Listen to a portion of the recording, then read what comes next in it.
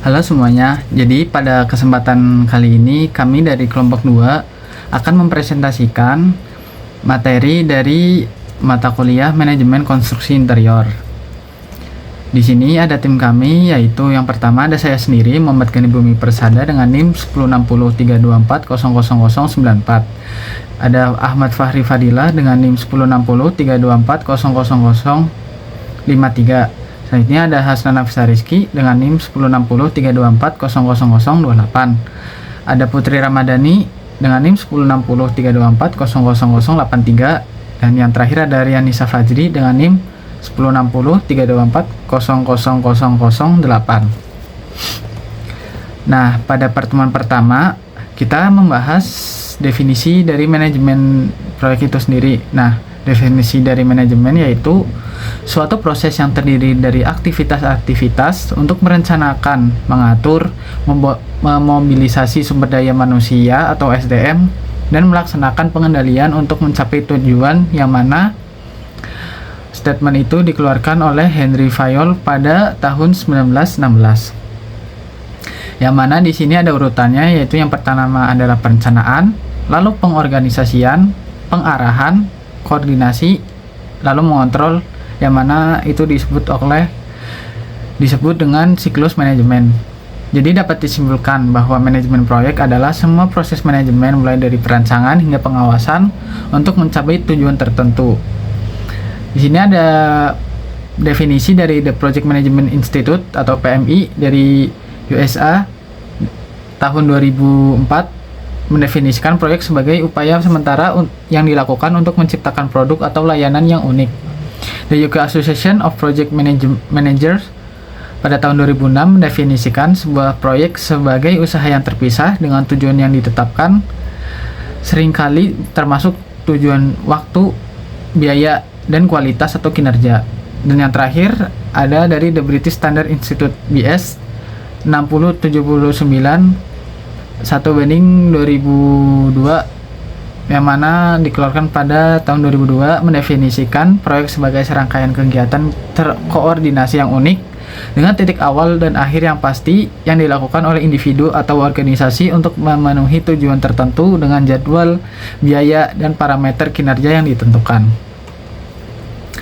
Nah, suatu proyek memiliki karakteristik utama, yaitu bersifat sementara, memiliki awal dan akhir, bersifat unik, membutuhkan sumber daya atau tenaga kerja, materi, biaya, metode, dan alat, serta memiliki tujuan tertentu yang harus dicapai. Oleh karena itu, proyek harus dikelola dengan sistem manajemen yang baik agar tidak terjadi keterlambatan, pembengkakan biaya, atau penurunan kualitas. Keberhasilan proyek diukur melalui indikator utama, yaitu waktu, biaya, dan kualitas, yang sering disebut sebagai segitiga manajemen proyek. Nah, selain itu, keselamatan kerja, kepuasan pengguna, dan nilai proyek juga menjadi indikator keberhasilan proyek. Bagi desainer interior, manajemen proyek sangat penting karena desainer tidak hanya membuat desain, tetapi juga harus mengatur proses pelaksanaan desain, berkoordinasi dengan kontraktor dan owner, mengontrol biaya dan waktu, serta memastikan hasil desain dapat dibangun dengan baik. Secara keseluruhan, manajemen proyek konstruksi interior adalah proses mengelola seluruh sumber daya dan kegiatan proyek secara terencana, terorganisir, dan terkontrol agar proyek dapat selesai tepat waktu, sesuai biaya, dan memiliki kualitas yang baik, serta memenuhi kebutuhan pengguna dan stakeholder. Peraturan terkait manajemen proyek itu tersendiri ada di Peraturan Pemerintah Nomor 22 Tahun 2020, Pasal 51 Ayat 1. Manajemen penyelenggaraan konstruksi meliputi manajemen proyek, manajemen konstruksi, manajemen mutu, manajemen keselamatan konstruksi.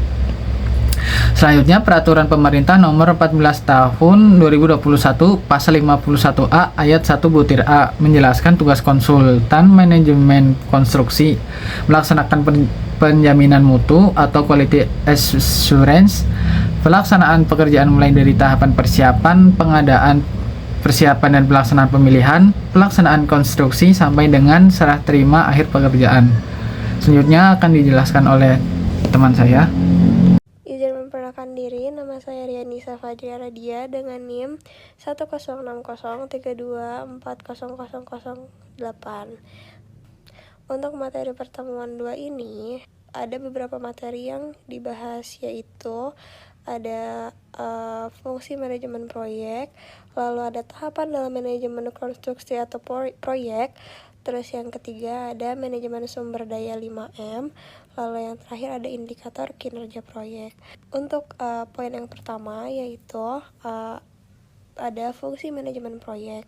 Nah, manajemen proyek itu memiliki 4 fungsi utama yang saling berkaitan satu sama lain, yang diperuntukkan untuk mencapai kinerja proyek yang optimal, yaitu diantaranya adalah yang pertama itu ada planning atau perencanaan. Planning ini tujuannya menetapkan sasaran, tujuan, kebijakan, jadwal, prosedur, serta anggaran dengan cermat guna meminimalkan kesalahan yang terjadi. Lalu yang kedua itu ada organizing atau pengorganisasian, yaitu mengidentifikasi dan mengelompokkan jenis pekerjaan, mendelegasikan wewenang dan tanggung jawab, serta mengatur hubungan antar unit organisasi. Lalu yang ketiga itu ada acting atau pelaksanaan atau penggerakan, yaitu implementasi berdasarkan rencana melalui koordinasi antar pihak dan penggerakan seluruh elemen proyek. Lalu yang terakhir itu ada controlling atau pengendalian, yaitu melakukan pengawasan, inspeksi, evaluasi, atau pencocokan hasil dengan rencana yang telah dibuat, serta tindakan koreksi jika terjadi penyimpangan. Nah, lanjut ke poin yang kedua, yaitu tahapan dalam manajemen konstruksi atau proyek. Nah, proyek ini dibagi menjadi beberapa tahapan utama yang melibatkan berbagai pihak seperti investor, konsultan, dan juga kontraktor. Nah, dalam tahapan ini pertama ada feasibility study atau studi kelayakan, yaitu pemilik proyek menjelaskan fungsi dan anggaran yang diizinkan kepada konsultan untuk dianalisis kelayakannya, seperti pasar, teknis, ekonomi, dan lain-lain. Lalu yang kedua, tahap kedua ini ada desain atau desain rekayasa, yaitu melakukan perancangan mendetail, pembuatan gambar kerja, spesifikasi teknis, serta rencana anggaran biaya atau RAB. Lalu yang ketiga itu ada procurement atau pengadaan, yaitu proses untuk mendapatkan kontraktor melalui lelang, penjelasan pekerjaan, hingga penandatanganan kontrak. Lalu yang keempat itu ada tahapan construction atau pelaksanaan. Di tahap ini, bangunan diwujudkan sesuai dengan desain dalam batasan biaya, waktu, dan mutu yang telah disepakati. Lalu yang terakhir itu ada operation and commissioning, yaitu meyakinkan bahwa bangunan sesuai dengan spesifikasi, fasilitas berjalan lancar, pembuatan rekaman as-built, dan penyiapan manual pemeliharaan sebelum bangunan dioperasikan atau dijual. Lalu poin yang ketiga yaitu di sini ada manajemen sumber daya 5M, yaitu manusia, machine, material, money, and method. Pada materi ini ditekankan bahwa pengolahan 4 sumber daya utama, 4M, serta aspek lingkungan dan juga risiko. Yang pertama itu ada manusia atau SDM. Nah, pada bagian ini terdiri dari tenaga kerja tetap yang digaji bulanan dan juga tidak tetap dibayar berdasarkan pekerjaan. Pada manajemen ini diperlukan master schedule untuk mengelola fluktuasi jumlah tenaga kerja agar efisien. Lalu yang kedua itu ada machine atau peralatan. Pemilihan alat harus menyesuaikan medan kerja, cuaca, mobilitas ke lokasi, serta fungsi dan kondisi kelayakan alat agar pekerjaan tidak tertunda. Lalu yang ketiga itu ada material. Material ini meliputi pengolahan kualitas sesuai spesifikasi, pemilihan pemasok dengan harga terbaik, jadwal pengiriman yang tepat, serta ketersediaan gudang penyimpanan. Lalu ada money atau modal ataupun keuangan. Pengelolaan arus kas atau cash flow yang mencakup kas termasuk modal, pinjaman, dan termin, dan juga keluar, yaitu pembelian material, gaji, pajak, untuk menjaga likuiditas proyek. Lalu yang terakhir itu ada manajemen lingkungan dan juga risiko. pada proyek harus memperhatikan dampak lingkungan seperti pencemaran ataupun ekologi sesuai standar, serta melakukan penilaian risiko melalui evaluasi dan analisis probabilitas untuk meminimalkan potensi kerugian. Pada poin terakhir, ada indikator kinerja proyek. Untuk memantau keberhasilan proyek digunakan beberapa indikator yang sering direpresentasikan melalui kurva S, yaitu yang pertama ada biaya, yaitu memantau alur kas rencana dan juga aktualnya. Lalu ada yang kedua ada waktu, memprediksi progres di masa depan melalui perbandingan rencana dan realisasi bobot pekerjaan. Yang ketiga itu ada mutu, yaitu mengendalikan biaya akibat produk tidak sesuai mutu yang memerlukan pengerjaan ulang. Lalu yang terakhir ada K3, yaitu monitor biaya terkait kondisi tanpa kecelakaan kerja maupun biaya tambahan akibat kecelakaan. Selanjutnya adalah pertemuan ketiga, pihak-pihak yang terlibat dalam manajemen proyek. Pihak atau badan usaha atau perseorangan yang terlibat dalam manajemen proyek konstruksi. 1. Pemilik proyek atau pemberi tugas atau pengguna jasa adalah orang atau badan yang memiliki proyek dan memberikan pekerjaan kepada pihak penyedia jasa. Kedua, konsultan adalah orang atau badan yang berperan sebagai pihak penyedia jasa dan ditunjukkan oleh pemberi tugas untuk membantu jalannya pekerjaan sesuai lingkup pekerjaan yang ditugaskan. Ada beberapa jenis konsultan. 1. Konsultan perencanaan. Konsultan adalah orang atau badan sebagai pihak penyedia jasa untuk melaksanakan pekerjaan perencanaan gedung sesuai kontrak dan pemberi tugas. 2. Konsultan QS, QA, atau scheduler berperan dalam menggabungkan biaya konseptual, biaya pengembangan desain, estimasi dokumen konstruksi, menyiapkan biaya proyek termasuk biaya kontraktor, biaya umum, kontingensi, upah, asuransi, dan menganalisis penawaran kontraktor. 3. Konsultan manajemen konstruksi. Konsultan adalah orang atau badan sebagai pihak penyedia jasa, melaksanakan pekerjaan sesuai kontrak dan memberikan tugas untuk mengkoordinir pekerjaan perencanaan dan pekerjaan pelaksanaan fisik bangunan atau gedung sampai dengan selesai. 4. Konsultasi pengawasan. Konsultan adalah orang atau badan yang ditunjukkan oleh pengguna jasa untuk membantu pengelolaan pelaksanaan pekerjaan, pelaksanaan pembangunan pekerjaan mulai dari awal hingga selesai pekerjaan konstruksi. 5. Kontraktor atau pelaksana kontraktor adalah orang atau badan yang ditunjukkan oleh pengguna jasa untuk membantu pengelolaan pelaksanaan pekerjaan, pelaksanaan pembangunan pekerjaan mulai awal hingga selesai pekerjaan. 3. Tenaga ahli dalam pelaksanaan pekerjaan, baik pekerjaan perencanaan, pengawasan, manajemen konstruksi, maupun pelaksanaan fisik atau konstruktor vendor sebagai pelaksanaan dari pekerjaan.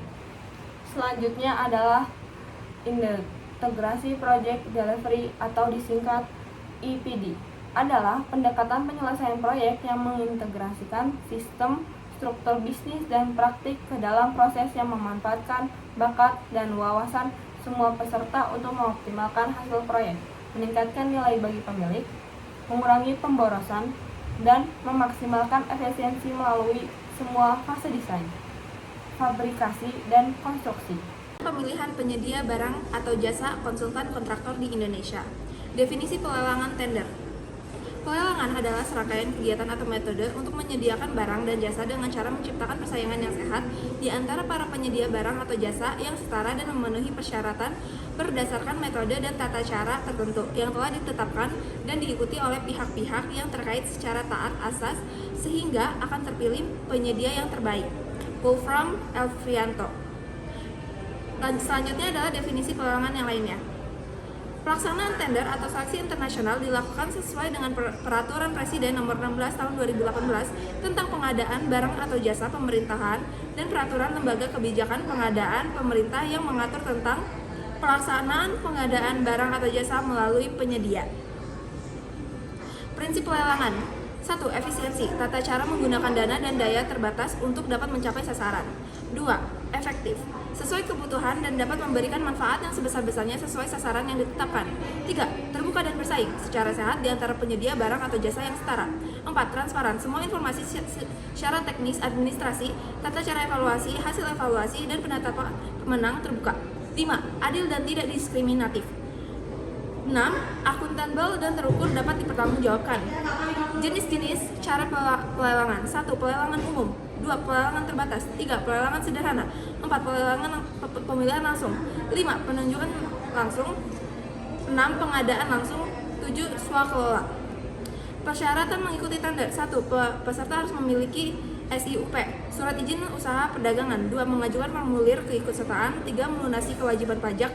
4. Mempunyai pengalaman dalam penyediaan barang. 5. Tidak dalam pengawasan pengadilan atau tidak dalam pemberhentian usaha dan tidak bangkrut.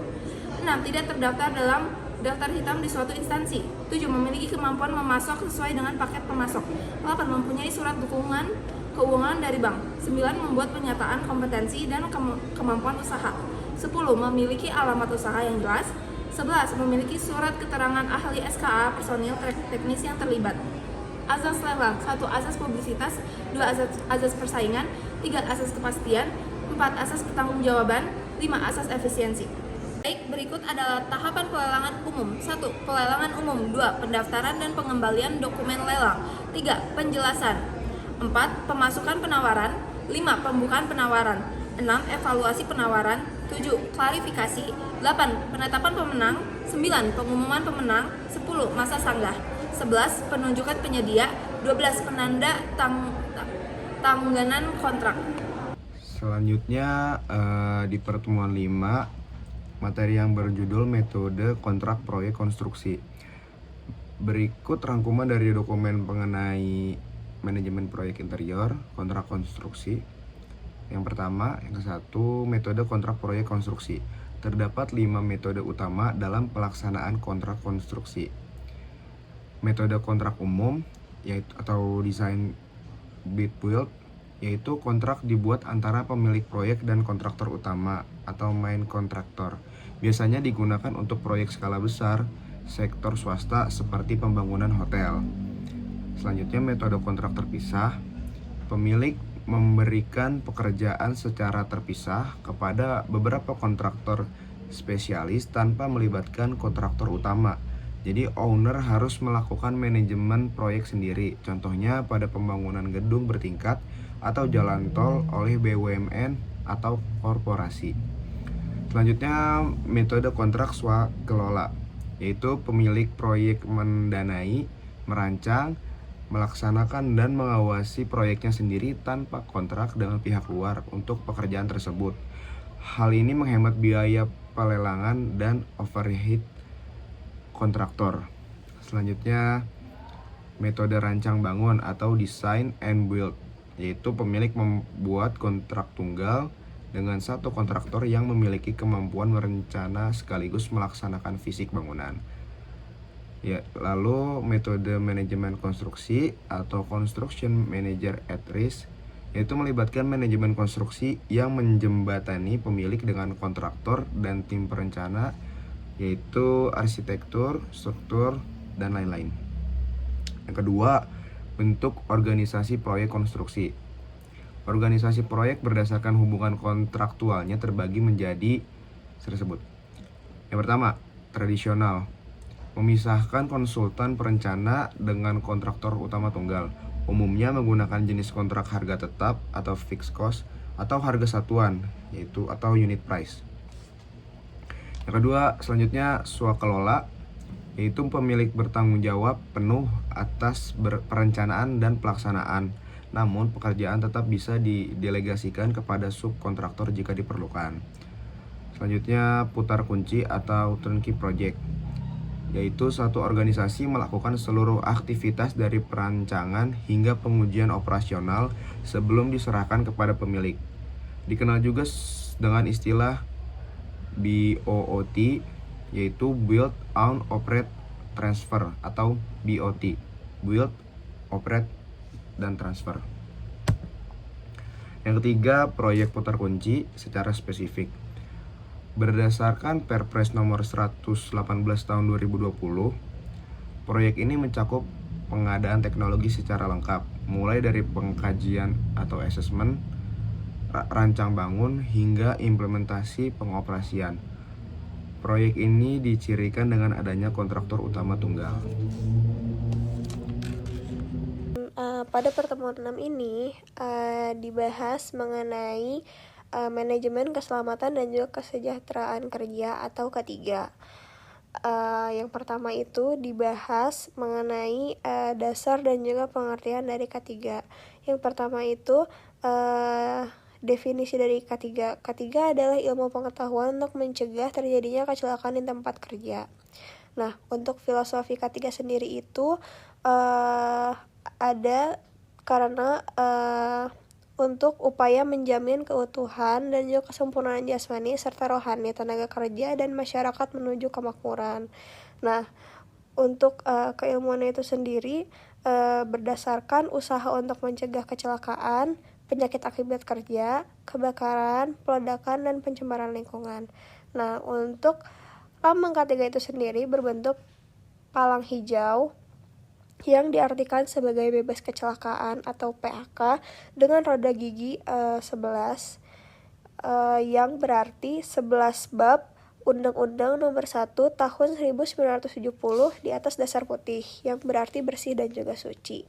Lalu di sini ada tujuan, sasaran, dan manfaat dari K3 itu sendiri. Yang pertama, tujuan dari K3 itu adalah melindungi keselamatan tenaga kerja, menjamin keamanan sumber produksi agar efisien, dan meningkatkan produktivitas nasional. Lalu sasaran K3 adalah menjamin keselamatan pekerjaan dan pekerja, keamanan peralatan, dan kelancaran proses produksi. Manfaat dari K3 itu sendiri adalah melindungi karyawan sebagai aset perusahaan, meningkatkan efektivitas manajemen, serta meningkatkan kepercayaan pelanggan. Lalu di sini ada landasan hukum dari K3 di Indonesia.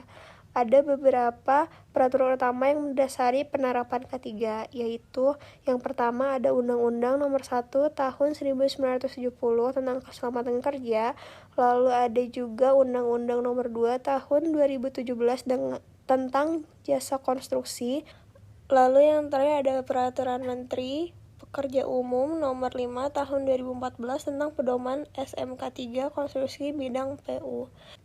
Di sini lalu selanjutnya dibahas pula mengenai alat pelindung diri, yaitu kelengkapan wajib untuk menjaga keselamatan pekerja dan orang lain di lokasi konstruksi.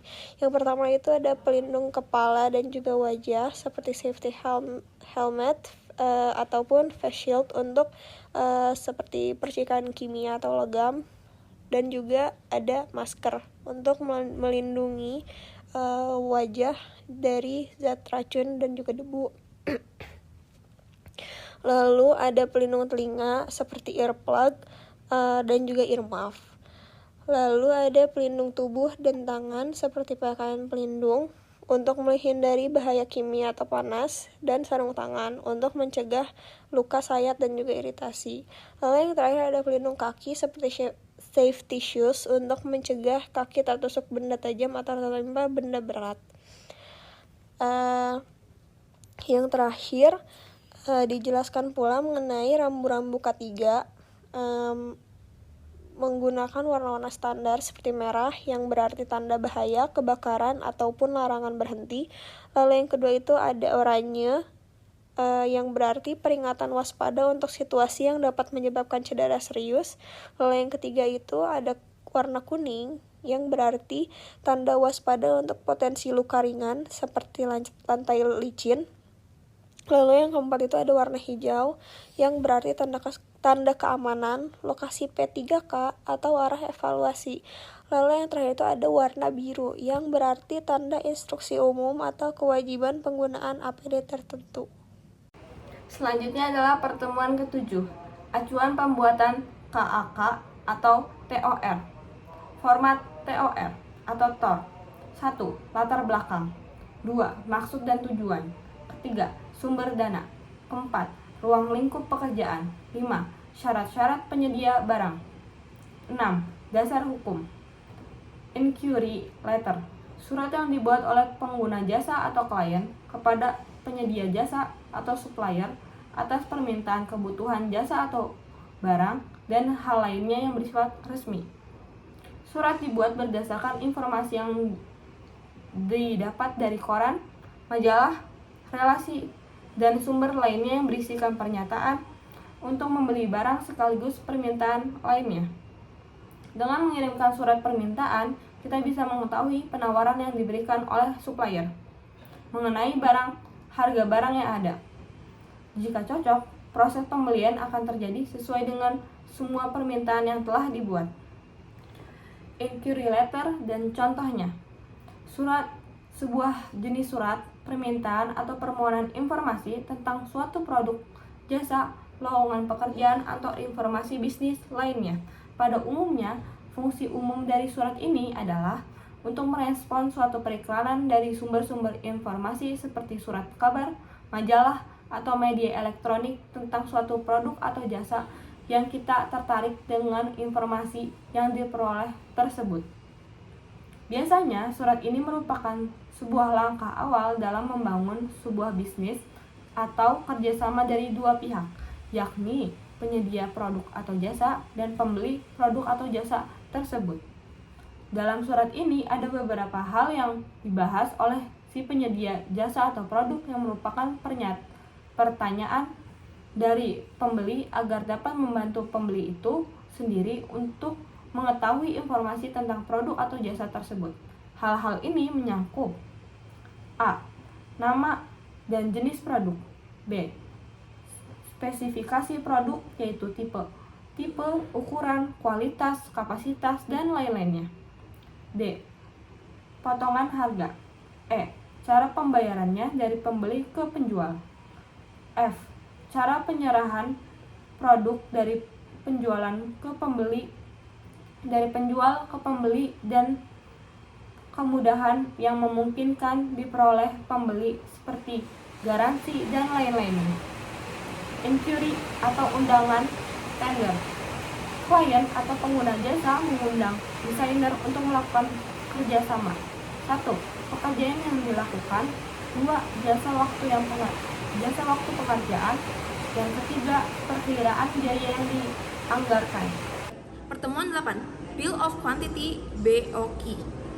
Bill of Quantity adalah daftar seluruh item pekerjaan dalam proyek yang disusun secara sistematis, lengkap dengan volume dan satuannya. Sedangkan rencana anggaran biaya (RAB) merupakan perhitungan total biaya proyek berdasarkan BOQ yang sudah dikalikan dengan harga satuan masing-masing pekerjaan. Baik, seberikut adalah literatur yang dibutuhkan. 1. AHSP saat ini sudah tersedia dalam bentuk Excel. 2. Standar harga barang dan jasa Pemkot Bandung. Baik, selanjutnya adalah membuat item pekerjaan. 1. Selalu dimulai dengan pekerjaan persiapan, administrasi, dan lain-lain. 2. Berurutan dari pekerjaan paling bawah atau mana yang lebih dulu dikerjakan, substruktur dan superstruktur.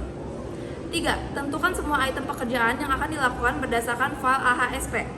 4. Dalam sheet AHSP, buat semua item pekerjaan berdasarkan file AHSP. 8. Dalam sheet BOQ, buat bab item pekerjaan berdasarkan urutan. Dalam sheet BOQ selanjutnya, buat sub bab item pekerjaan berdasarkan urutan. Yang terakhir adalah langkah paling akhir adalah membuat sheet rekap BOQ atau Bill of Quantity. Baik, selanjutnya adalah mengisi harga item pekerjaan, unit price. Harga bahan dan upah berdasarkan standar harga pemerintahan setempat. 2. Unit price berdasarkan penjumlahan total harga satuan pekerjaan. Selanjutnya adalah Bill of Quantity, Inquiry Letter, dan contohnya. Penentuan harga satuan, unit price. Harga satuan ditentukan berdasarkan hasil analisa AHSP yang mencakup biaya, bahan, dan upah kerja. Nilai unit price merupakan hasil perjumlahan dari seluruh komponen biaya dalam satu pekerjaan. Pengelolaan dalam bab dan subbab. Setiap item pekerjaan dikelompokkan ke dalam bab dan subbab agar lebih terstruktur seperti pekerjaan lantai, dinding, plafon, MEP, dan furnitur. Penamaan item disesuaikan dengan standar yang ada di AHSP agar konsisten dan mudah dianalisis. Penggunaan harga lump sum. Jika suatu item pekerjaan tidak tersedia di dalam AHSP, pekerjaan biaya borongan berdasarkan harga pasar, metode ini digunakan agar semua pekerjaan tetap bisa dihitung dalam RAB.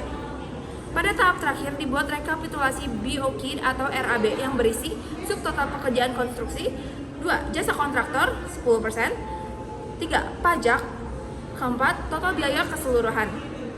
Jadi di pertemuan 9 ini saya akan membahas tentang Term of Reference atau TOR yang bisa disebut juga sebagai kerangka acuan kerja atau KAK. Nah, kerangka acuan kerja atau KAK ini adalah dokumen yang dibuat oleh pemilik proyek sebagai pedoman awal kegiatan.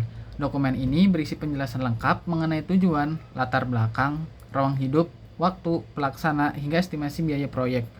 KAK atau TOR berfungsi sebagai acuan utama bagi penyedia jasa agar pekerjaan berjalan sesuai harapan dan menjadi dasar dalam proses tender. Penawaran atau quotation adalah surat penawaran yang berisi detail produk atau jasa beserta harga yang ditawarkan kepada klien. Dokumen ini dibuat sebagai respon atas permintaan klien dan mencakup informasi seperti deskripsi pekerjaan, jumlah, harga, metode pembayaran, serta ketentuan pelaksanaan. Tujuannya adalah sebagai dasar kesepakatan awal antara penjual dan pembeli. Selanjutnya ada elemen dalam quotation. Nah, dalam quotation ini terdapat beberapa komponen penting seperti nama, deskripsi produk atau jasa, jumlah pekerjaan, harga satuan, total biaya, diskon apabila ada, serta metode pembayaran. Selain itu, biasanya juga dicantumkan termin pembayaran, waktu pengerjaan, dan syarat serta ketentuan yang berlaku.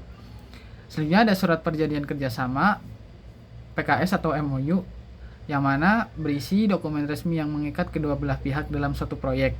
Dokumen ini berisi identitas para pihak, ruang lingkup kerja, hak dan kewajiban, nilai kontrak, jangka waktu, metode pembayaran, hingga penyelesaian sengketa. PKS wajib memuat beberapa bagian penting seperti judul, identitas pihak, latar belakang perjanjian, isi pasal-pasal, nilai kontrak, durasi kerja, output pekerjaan, serta tanda tangan kedua pihak. Nah, perjanjian kerjasama atau PKS wajib memuat yang pertama yaitu judul surat perjanjian, identitas para pihak yang mana pihak pemberi tugas dan pihak penyedia jasa atau pelaksana pekerjaan yang membuat perjanjian atau bekerja sama. Ada premis perjanjian berupa keterangan singkat tentang latar belakang perjanjian, isi perjanjian yang mana berupa pasal-pasal berisi hak dan kewajiban kedua belah pihak, termasuk pasal yang menegaskan penyelesaian jika terjadi perselisihan. Yang kelima ada nilai pekerjaan atau nilai kontrak, jangka waktu pengerjaan atau masa lalu kerjasama, keluaran perjanjian seperti dokumen atau fisik bangunan dan lain-lain, tata cara pembayaran. Ada penutup yang mana menerangkan bahwa surat PKS digunakan sebagai alat bukti yang sah di hadapan hukum yang berlaku. Ada tanda tangan yang mana ditandatangani oleh seluruh pihak yang ada dalam surat menyatakan bahwa saling sepakat atau berjanji atau bekerja sama. Dan yang terakhir ada lampiran-lampiran. Selanjutnya ada invoice atau tagihan yang mana berisi sebagai dokumen penagihan yang berisi rincian barang atau jasa yang harus dibayar oleh klien. Dokumen ini mencakup informasi seperti identitas pihak, nomor invoice, detail pekerjaan, jumlah biaya, pajak, serta metode pembayaran. Nah, seluruh dokumen seperti KAK atau TOR, quotation, PKS, invoice, dan bank garansi merupakan bagian penting dalam manajemen proyek. Dokumen-dokumen ini saling berkaitan untuk memastikan proyek berjalan terstruktur, aman secara hukum, serta meminimalkan risiko selama pelaksanaan. Selanjutnya pertemuan 10 akan dijelaskan oleh teman saya.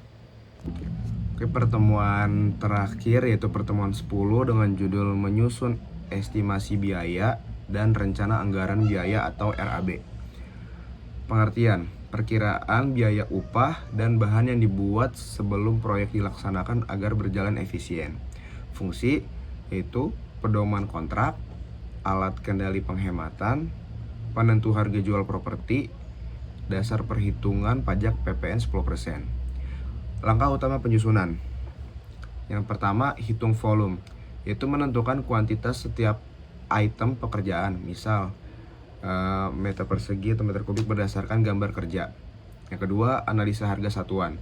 yaitu menghitung kebutuhan upah dan bahan untuk satu satuan pekerjaan berdasarkan standar dan survei pasar. Yang ketiga, hitung RAB, yaitu mengalihkan volume pekerjaan dengan analisa harga satuan yang telah didapat. Yang keempat, rekapitulasi, yaitu menjumlahkan total biaya per kelompok pekerjaan dan menghitung bobot persentase tiap item.